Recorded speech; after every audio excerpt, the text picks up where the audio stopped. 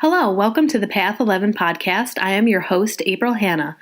I am also the co-founder of Path 11 Productions, and aside from podcasting, we also make great films and documentaries, which can be found at path11productions.com. We have a special promo code just for our podcast listeners. The promo code is Path11Podcast, and if you go to our website, path11productions.com, and visit our shop page, put that promo code in, and you will receive 50% off of our Evolution DVD, which is the third film in our Path Trilogy series. If you would like to become a sponsor of the Path 11 podcast, please email me at info@path11productions.com. And now for this week's show.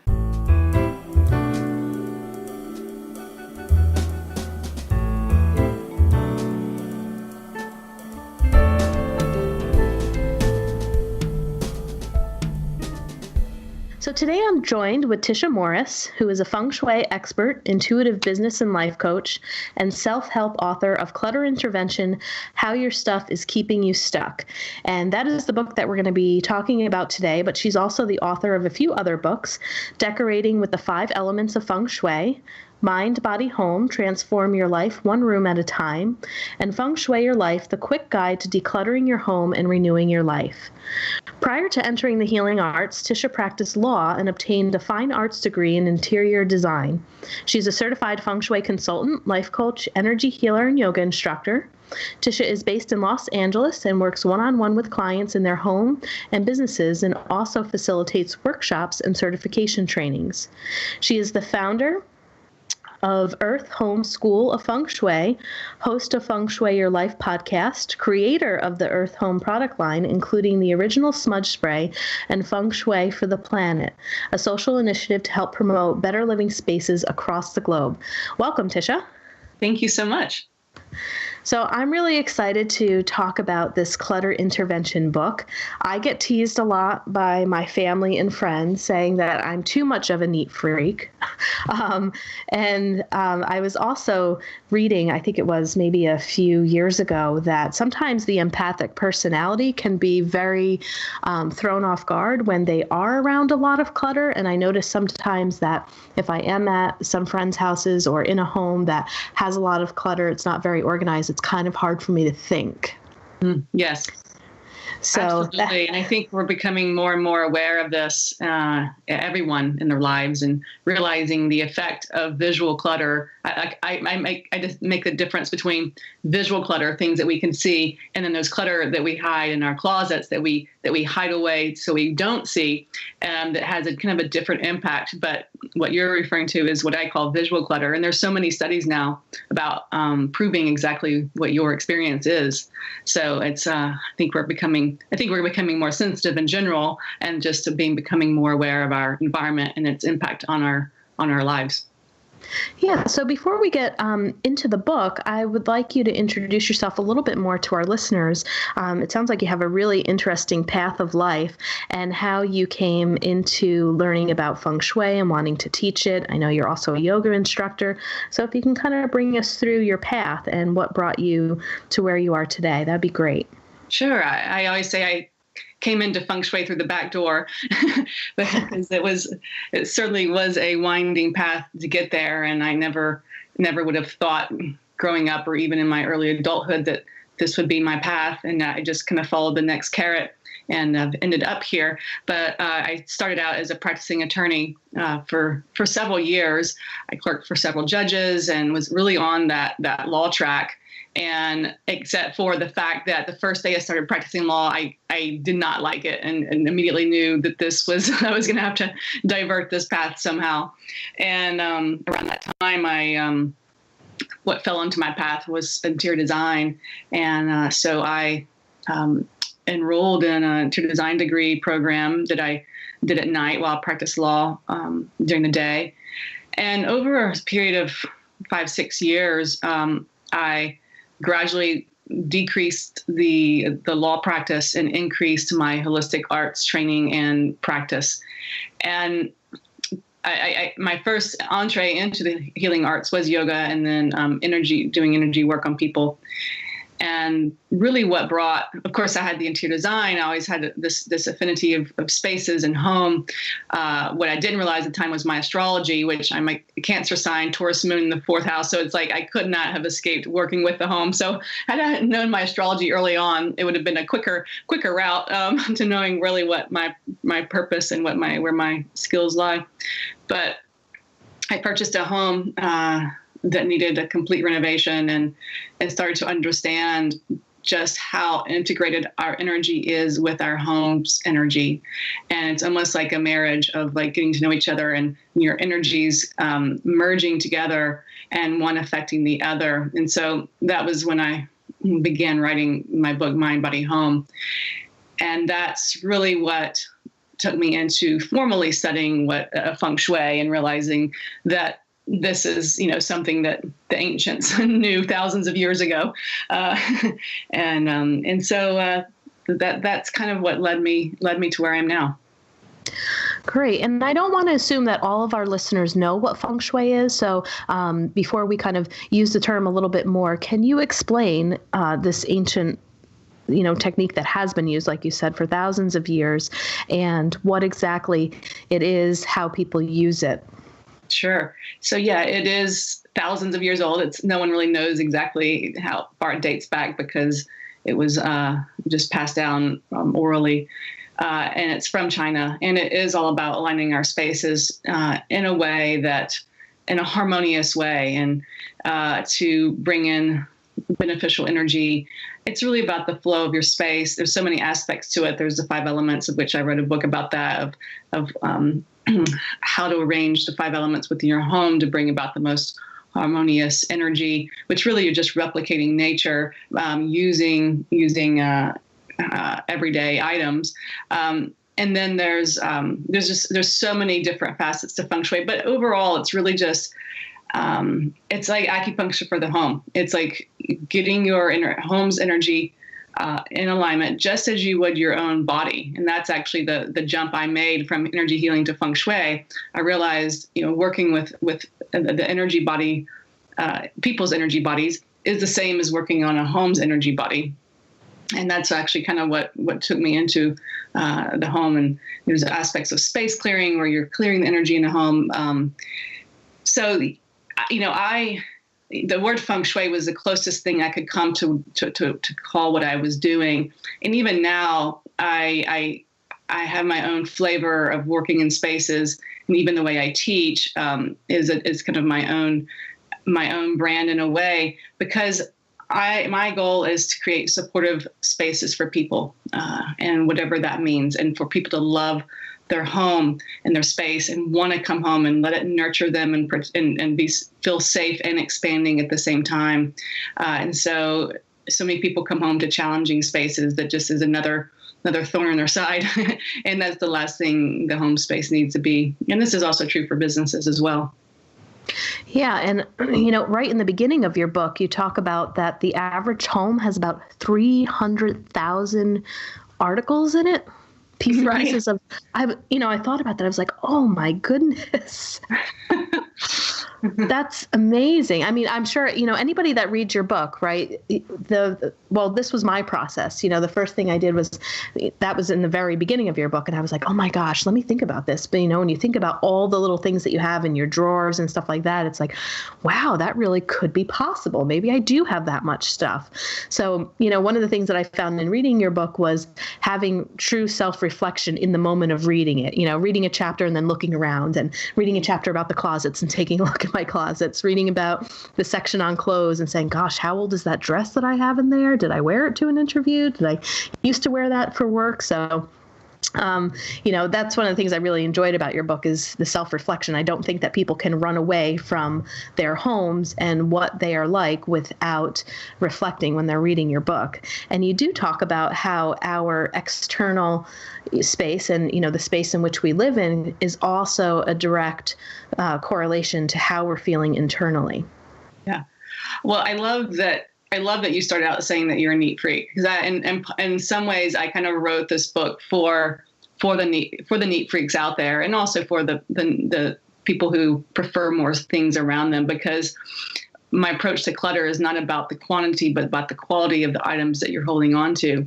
And in the introduction, I talk about the inspiration behind writing the book was from my mom, who was a neat freak and like the most organized person on the planet, with labels and color coded and everything. And no one escapes clutter, and in the way that the way that I approach it, and it's anything from your past that's keeping you stuck from moving into the future. And so if you going back to the 300,000 items in your home, all those items were acquired before this moment right now, unless you just came home from the store or just got a package that got dropped off on your doorstep.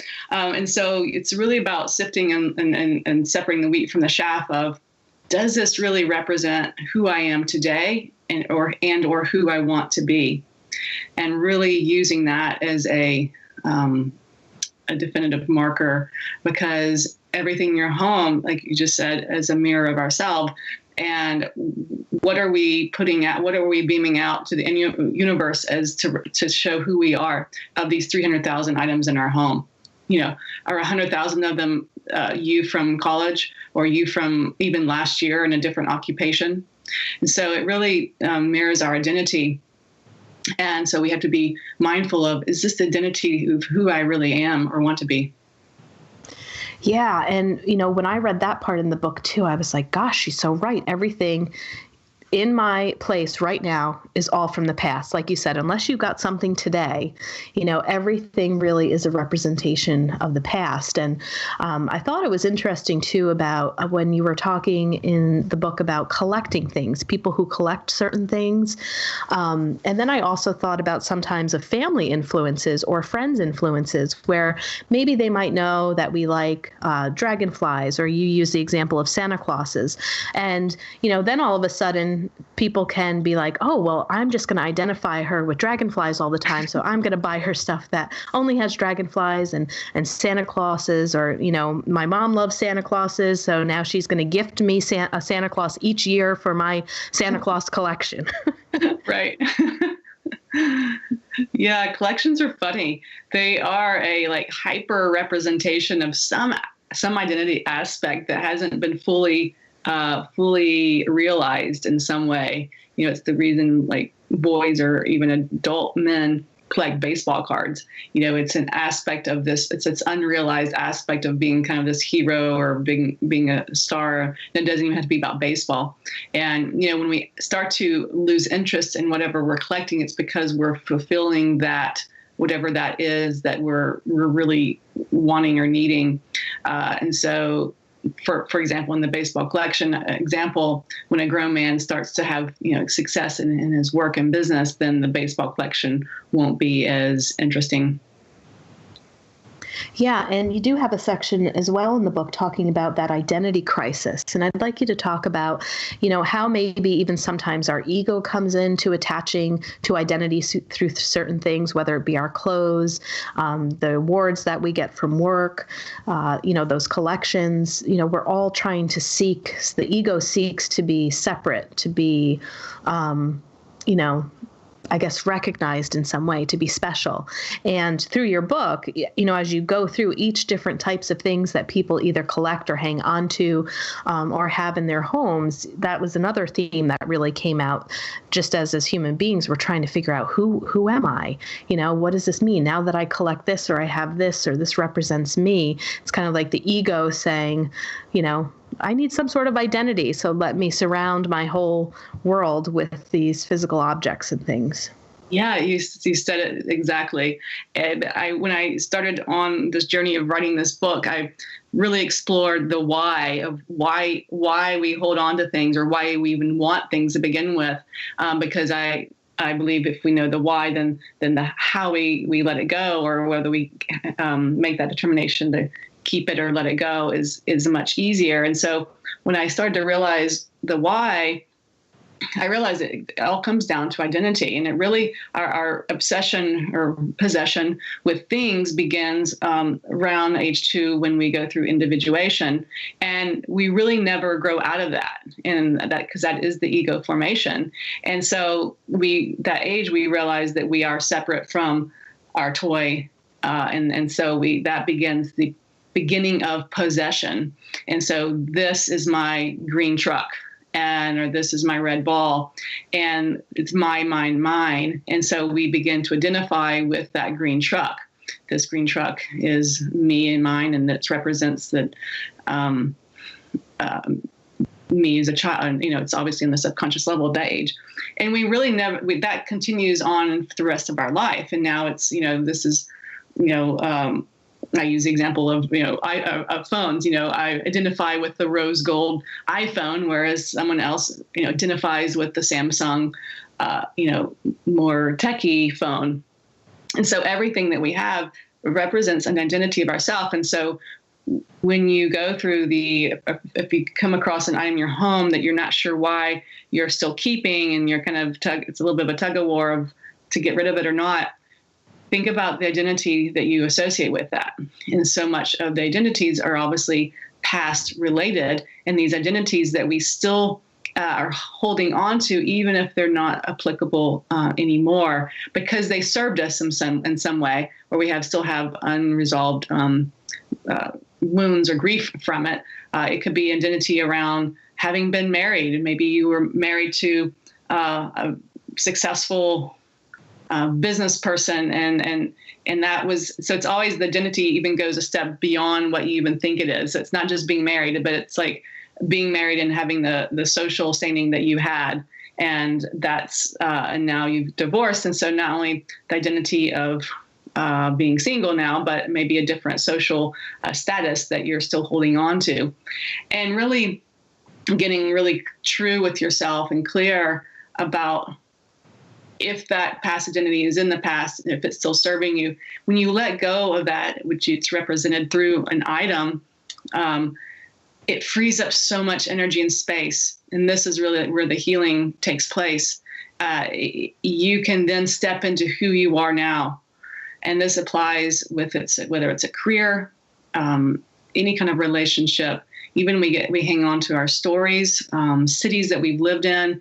It runs the gamut of, and you explained it really well in introducing this question of the ego hanging on to any kind of identity to make us, to give us some identity in the world. Yeah.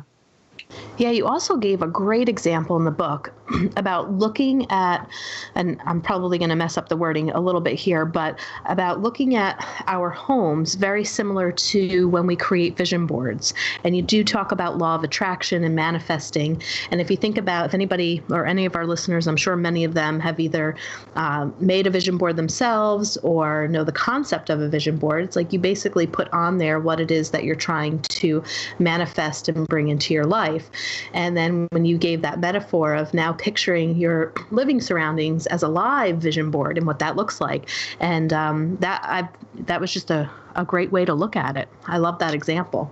Great, thanks. Yeah, think about pasting 300,000 items on a vision board and seeing which ones really you want to be manifesting, or what it represents of what you are manifesting, or what it represents that you're staying in. Because our home it's really a literal like living vision board. Our home is like our second skin, and it just like our thoughts, emotions are beaming out energy. Our home is just a second layer of that. Our home is a container of our emotions, of our memories, of our dreams. It's a living body that's an extension of ourself. And this is a lot of what Feng Shui, and Feng Shui use the Bagua map, and with different areas of your home represent different areas of your life. And you want to, be mindful of what you have in those areas. For example, in your wealth corner, you don't want a bunch of junk blocking your wealth. And it's very simple, which is really decluttering is the most powerful aspect of that. And so if you think about your home as just being a big satellite or a projector of energy out into the world, you really start to get clear on what energy you're beaming out. And so that's kind of the impetus of that literal metaphor of your house being a vision board. Yeah, and you also give examples in the book about like when you do declutter or you release things and let go, that your life can also change in what's happening now. And if I think of two examples of one client that I was working with who was single, and she wanted to date again and have love in her life and a relationship. And I was thinking about Feng Shui during our session. And I said, what does your closet look like? I said, do you have room for anybody to move their clothes into your closet? And, what do you keep on the side of your bed that you're not sleeping on? Is it totally clean, or do you have all your laundry piled up and you just kind of, sneak in the one side of your bed? And I think I had read somewhere in Feng Shui that it's good to have red in the bedroom or something to represent love, or to light a candle, or like a pink candle or something to bring that energy in. And we just both started laughing. And she said, well, when I think about my closet, she's like, it's completely full of all of my stuff. There is no room for anybody to kind of move their stuff into here. So we kind of had a discussion about decluttering to see ways in which she can make room and energy for another person to come in to live with her, if that was truly what she wanted. Another example that came to mind when I was reading your book about how we can sometimes get stuck in past relationships or things that we shared with a partner, or maybe even people who are grieving or are widowed. A really hard thing for many people to do is to throw out their deceased loved one's clothes or certain things that bring memories. And sometimes when widows really are ready to move forward in their relationships, sometimes the energy of the deceased spouse really can overcompensate the entire home. As if they're still together, the energy of the deceased is still very much alive in the home, which can also make it a bit of a roadblock for them to move forward. What do you think about that? Absolutely. When it comes to deceased loved ones, releasing their items is part of the healing process, and it's not something to be rushed, and it's also something not to get stuck in as well. It needs to be an ongoing process, and it could take years in some cases of a spouse. And it's such a time to be compassionate in general with yourself in that process. And the amount of stuff that is still in the home is a mirror of where you are in the process, in the grieving process with that person. And Absolutely. It's really just about awareness. And, with grief, like I said, it's something that you want to keep alive, keep the grieving process going so that you don't get stuck for years in it, and yet also taking your time with it as well. But you're right, regardless of what the relationship, whether it was from someone who's deceased or just someone that from a breakup, definitely items from that relationship that you're hanging on to represents a cord that you still have with this person. And it very much can block someone new coming in, or you can probably attract someone in, but it's going to replicate the same issues in that relationship from the prior relationship. So, but yeah, definitely when working with clients, absolutely. I always, like you, it's like, what are you still hanging on to from the past relationship or relationships? It doesn't have to be the previous one. It could be one date back from, 10, 15 years ago. And it may not even be that person that you're still attached to. It may be what that person represents to you. So I give a story in my book about how I came across wedding gifts from when I was married and divorced in 2001. And this was just like a couple years ago in my childhood room closet. I came across gifts from this marriage, and I was just like, what? Because I've moved like a ridiculous amount of times. And I realized it was like the last thread, and it wasn't anything to do with the person, my ex. It was about what that marriage represented. It was a very socially approved relation or marriage with my family, with society. And so there was still this little piece of identity that I was still hanging on to that was represented through those wedding gifts that needed to go. And since then, I've I'm getting my marriage license today for getting married in 2 weeks. So. Oh, congratulations. Yeah, thank you. Awesome. Yeah. Thanks for sharing that story. And what I really like too, and maybe, I haven't spoken to many Feng Shui consultants, but one of the things that I enjoyed about your writing, and even as I'm interviewing you, is I like how you delve into that emotional aspect of the item, and that you're really looking beyond what people are collecting or what objects are, but you're going more to the emotional connection to them and the meaning of what that is. Thank you for recognizing that. Now, the other thing that you bring up, too, is digital clutter. And, okay, I'm going to admit this, people. I hoard my digital photos. I have 4,000 photos on my iPhone. Now, my side hobby is photography, so I love it, but I had to buy extra storage space because my phone was like starting to break down. And I went to the Apple store and they're like, do you really need 4,000 photos do you really look at these? I'm like, I really do go through them quite a bit because I do love, photographs and stuff like that. But when I came to the chapter of digital clutter, it's interesting because I'm very affected physically by my surroundings, but talk to me about my digital photography. And I'm like, not bothered by 4,000 pictures on my phone because it's not in my sight. But yeah, can you talk about digital clutter too? Yeah, I talk about it as the next big clutter revolution, and this isn't going to be a future issue with with the millennial age. I mean, even our era. Oh, I'm not sure. I'm projecting my age onto you. You're probably a millennial, but no, I'm not. I'll be 41 this year. Oh, okay.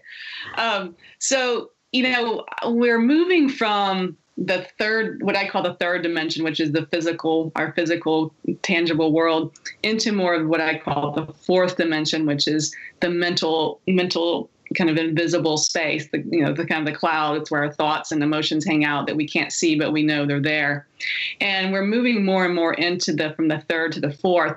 And this is part of why our clutter intervention is needed right now, because we're, even with like the baby boomer generation, they know they have too much stuff and the walls are coming in on them because they want to lighten up as well. But they have stuff from their parents' generation they have stuff from their kids who've gone to college, and they're just getting squeezed in between it, and they're wanting to lighten their load. And so it's a real problem that I've seen with the baby boomer generation. Our generation, similar in that, like, we grew up with a lot of stuff and this is just how you live, and yet it doesn't feel good anymore. And then the younger generations, it's just a digital, everything lives in the digital world. And there's some great benefits of that because, it does remove the visual clutter that we talked about, that really does affect us. I'm as paperless as I can possibly be. I don't like a lot of stuff around me. So I think there's a lot of benefit of having digital storage as opposed to filing cabinets. And yet the fourth dimension is our mental space. And so, as our cloud expands, as our own personal clouds expand, it does get cloudy, or it has the potential to get cloudy and to cloud our mind. To where, it'll be interesting to see. And this is an ongoing unfolding of how it will affect us on the level of clutter. I'm interested to see how your 4,000, if it goes to 8,000, if you start to feel like, like you did when you're in a visually cluttered space or not. So it's going to be interesting to see. Yes, I actually did go and I deleted about 1,000 because I also love quotes. So I screenshot them for, my Instagram accounts and, stuff for my business social media. But then I realized, I really don't need them. They're already out there already. So there was definitely a lot that I could let go of. But it wasn't until, I have people laughing at me at the Apple store saying, ma'am, 4,000, yeah, so. Actually, the millennials put me in check there. Right. Well, that's the other thing. The millennials, they actually live more in the moment, like with the Snapchat and the stories that disappear. I use the example in my book of those Tibetan the sand paintings that they spend all this time and they just erase it and just disappears, and they're fine with that. And the millennials are a little bit like that too. It's like they don't even have to save like a lot of their moments. It's just they're fleeting. And in some ways, I give the millennials a little bit of credit on that. It's like just living in the moment. So it's kind of cool. Absolutely. And the next portion that I want to talk about are kind of the common excuses that when people are thinking about going through their stuff, I felt like you hit all of them, and I'd like to read them for the listeners. So if the listeners are thinking about, okay, well, maybe I can get rid of a couple of things or donate them, as you're looking through your stuff, you might come up with the excuse of, well, this was a gift that was given to me by my best friend. I'm going to hang on to this just in case I need to use it. I'll get it fixed if it's broken and not working. If they're parents and they have kids, I'm going to save this for my children. Just at Christmas, my mom handed me an old platter that we used to use for Thanksgiving with this big ugly turkey on it. She's like, I just want you to have this in case, when I die someday. And, so I inherited this ugly turkey platter that would be something that I would put out on the table, maybe not, but she gave it to me. Another excuse would be, well, this is worth a lot of money. Another people who are environmentally conscious would say, well, what's the point of throwing this out or donating it? And I don't know where it's going to go. I don't want to add it to the landfills. And then if they have a spouse that's the collector, it's all my spouse's stuff. Yeah, it's so funny. We're so funny. The excuses we come up with are, which is just the ego holding on to an old identity is really, with each of those in my book, I debunk them and really what's at the root of it. And really, if you keep tracing it back, it comes back to the ego hanging on to a past identity. Or also guilt. Guilt is a big one, and guilt pulls on our strings big time without us knowing. And what happens is, when we're going through a little purge or decluttering or, cleaning out our closet or whatever, we're doing well, we're on a roll, and then all of a sudden we stop. And then suddenly it's like, oh, I need to go do something else. And what really happened is you ran across an item that triggered some emotion that you're not even aware of. And we're all avoiding emotion. We're all avoiding feeling and processing these things, whether it's something that triggers a guilt. It could be a blouse with the price tag still on it and feeling guilty for having spent the money and never wear it. It could be a gift that you feel guilty of not displaying it. And so that the guilt is a big player that can come out through our things as well. Yeah. Now, when I've talked to some clients, I watched one of the documentaries on Netflix about minimalism, found that really interesting too, because there's such a freedom when you do let go of some of this stuff. If you really had to pack up and leave today or whatever the case may be, it'd be good to know that you don't have all of this stuff kind of like bogging you down. But, I've had some people say, well, but how do I begin? How do I know what to let go of? Because some things I really do love, and people almost can get overwhelmed with even starting the process. Right. And I'm not a minimal. I love that documentary, by the way. But I am not a minimalist. I love things. I appreciate the physical, tangible world. And what's interesting is actually decluttering will allow you to appreciate things even more, because you're sifting out things that you're not really enjoying to where you can enjoy the things that you really love. And that's really the beauty of decluttering. And sometimes people even find things that they forgot about and like, oh my gosh, I love this. Or sometimes people find money too. But I'm not a I don't proclaim to, or I don't push minimalism on people, whatever that means to someone. To me, decluttering is more of getting in touch with who you really are and helping you move forward in the life you want to be living. So I forgot your question, but maybe I hit it. Yeah, you did. Yeah, you're definitely hitting on it. It's kind of like, where do people begin? And, how do they know really what they should get rid of? And you kind of touched upon it with things bringing you joy. You mentioned her book in your book, Maria Kondo. Am I getting the name right? Yeah, Marie Kondo. Yes. Yeah. I love that book because, at first, sometimes when you are decluttering or looking at all of this stuff, do we really need all of these belongings? You kind of go through some guilt, or at least I went through some guilt, like, gosh, yeah, do I really need all of this stuff? But what helped me with her book was also saying, but what do you love? When you look at something and you hold it, if it brings you joy, or if that one shirt that you have just makes you feel so good and it's comfortable, to surround yourself, like you had said, making home a place that you feel really safe and comfortable in and surrounded by things that you love. I thought that when I read that in her book, that was such a key thing of looking around stuff like, well, I don't really love that. It looks okay, but am I totally in love with those sunflowers over there? No, not really, and I did that once with couch pillows. I had red and I said, well, I really like the combination of brown and blue better. I think I'd love blue pillows instead of red. And I donated the red ones and went out and bought blue ones to just have that different sense of comfort when I came home. Yeah. So her standard chooses is does it spark joy, which it's a great, even the word spark is important to put with the joy because it invokes kind of that energy of sparking, like inspiring joy. So I think it's a great standard to use. Sometimes when we start to hit on those emotion-filled items, we can kind of lose perspective of what joy is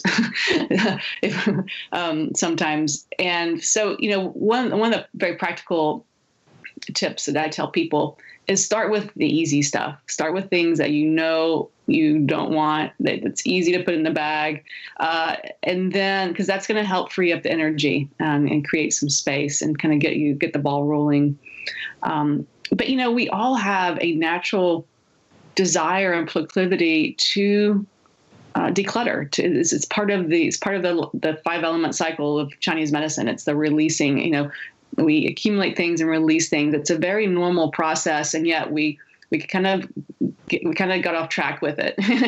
And I think it's because of these items are more than just these physical items. They're items that we identify with or that have emotion associated with them. And so that's where we kind of get stuck.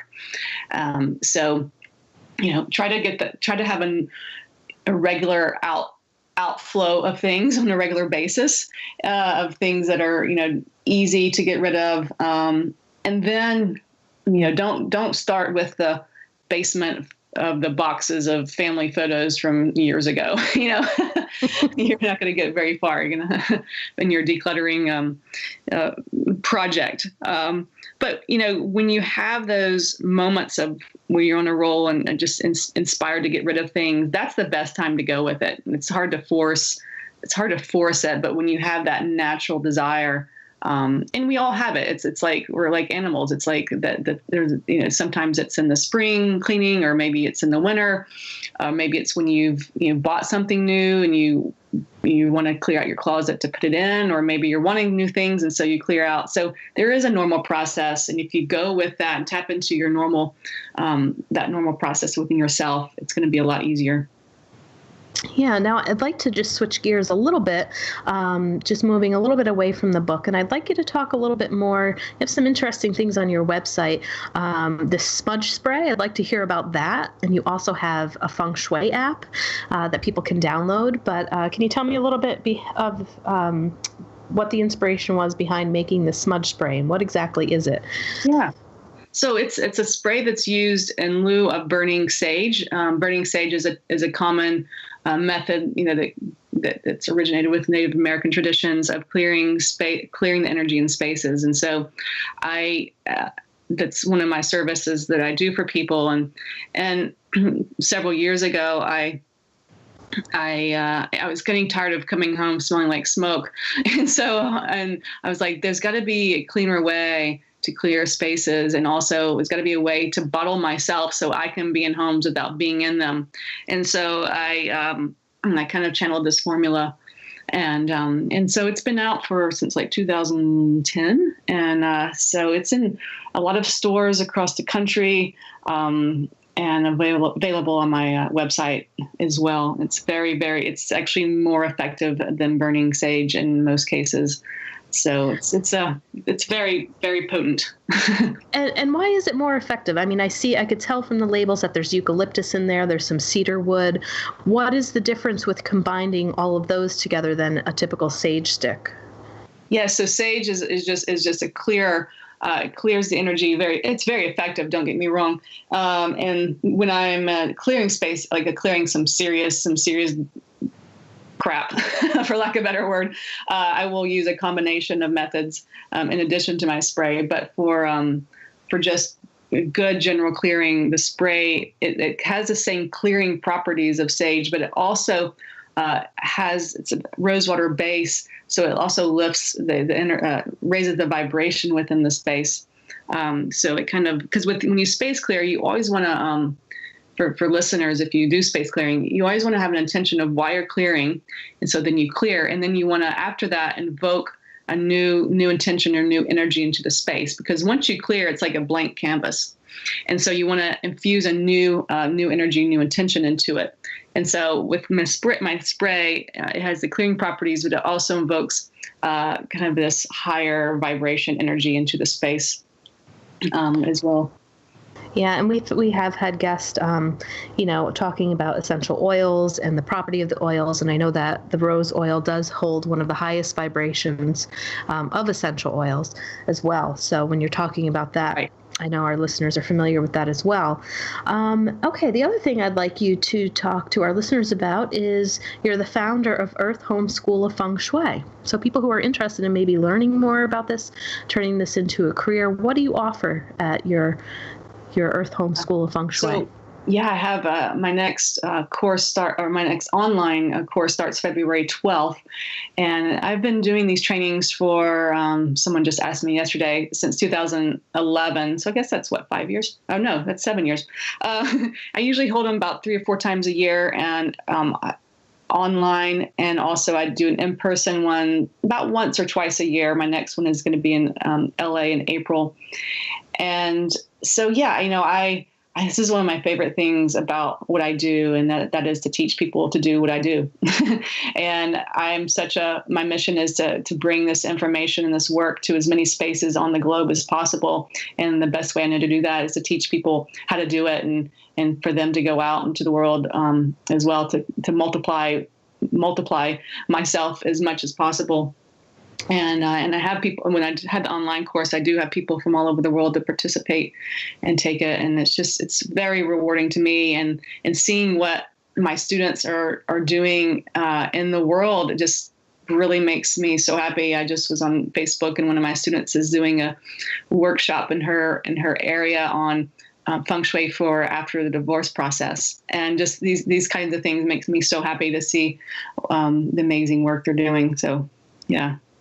Wow, wonderful. And you're also a podcast host yourself. So, if our listeners would like to head on over to your podcast and learn more about Feng Shui, yours is Feng Shui Your Life. Yes, it is. I'm getting ready to switch that over in a few months to Clutter intervention, and going to have that as my topic. But there's some amazing interviews, existing interviews from the last year, or I guess 2 years, on my Feng Shui Life podcast of some amazing authors and healers and things like that. So definitely worth checking out. Yeah, and if our listeners would like to learn more about you, they can go to your website, which is tishamorris.com, TISHAMORRIS.com. Well, thank you so much for your time. I really enjoyed your book. I have the rest of the afternoon off, so I've been inspired to take a look at my closets and go through some of those old clothes. I think my thing would probably be clothes. And like I said, when I was looking, and I have dresses that I haven't worn since, I work for myself now. So when I used to have to dress up and go to work, they've been in there for about 3 or 4 years, and I don't think that I have worn them, but it was kind of, the just in case excuse. Yeah. So thank you. You definitely have inspired me personally, and I'm looking forward to clearing out a little more of my clutter. And I really enjoyed our interview. Thank you so much. It's been my pleasure. If you want more information about our films, visit our website, path11productions.com, to purchase DVDs or to rent and stream each film. You can also find our trilogy of films on iTunes, Amazon Prime, and Gaia.com. You can still use our smartphone app for both Android and iPhones. Just search for Path 11 in the Google Play App Store, or if on an iPhone, look for Path 11 in the iOS App Store. Catch you next time.